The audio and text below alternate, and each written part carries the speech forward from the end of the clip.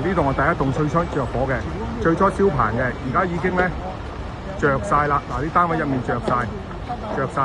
咁呢度咧第三棟即係我哋個住嗰度咧都着晒啦，已經下面着晒。咁啊而家啱先加咗2條喉，而家 total 3條喉。但係真係最老土嗰句啊，遠水不能救近火。咁呢棟第二棟咧入面亦都燒咗，第一棟咧開始着烈，都着咗啦。咁啊都唔知點算。呢度上面着晒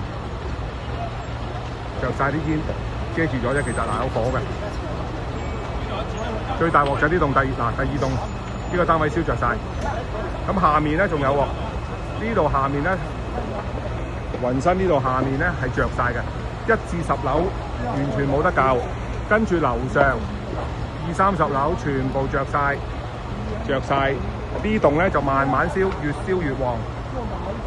分到黑晒之餘咧，仲要係下面着晒噶啦。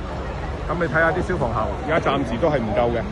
咁冇人幫到手噶啦。老實講，啲街坊都炸緊營，話點解咁少消防喉？